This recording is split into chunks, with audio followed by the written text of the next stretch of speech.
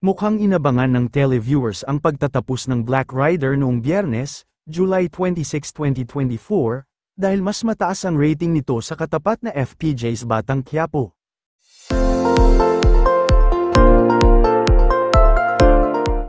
Nakapagtala ang Black Rider ni Ruru Madrid ng rating na 15.6%, samantalang ang FPJ's Batang Quiapo ni Coco Martin ay naka 14.7%.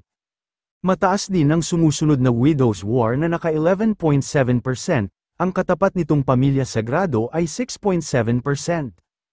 Ang Amazing Earth ni Dingdong Dantes ay 6.3% at ang High Street ay 3.9%. Mahaba ang post ni Ruru Madrid sa Instagram noong Biyernes kung saan nagpasalamat siya sa lahat ng sumubaybay sa Black Rider. Para sa kanya, ang mga manunood ang kanyang hero at hindi raw siya mapapagod sa paggawa ng isang seryeng kagaya ng Black Rider.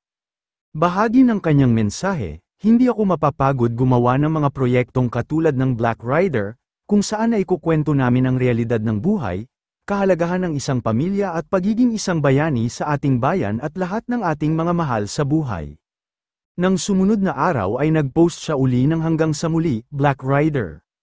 May sequel kaya itong Black Rider, pero balita noon na gagawin pa niya ang sequel ng Lolong. Marami pang magandang proyektong nakalaan kay Ruru, pero sa ngayon ay magpo-focus daw muna siya sa pelikulang Green Bones na pang MMFF 2024 nila ni Dennis Trillo.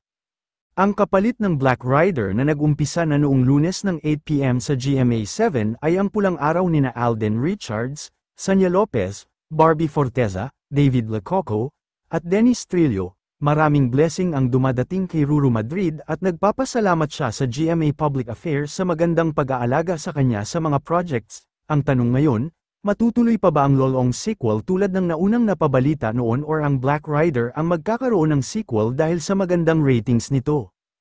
Hanggang dito na lang, ano ang masasabi mo sa balitang ito? Paki-comment sa ibaba. Huwag din kakalimutan mag-subscribe at i-click ang notification bell para lagi kang updated pag may bago tayong upload.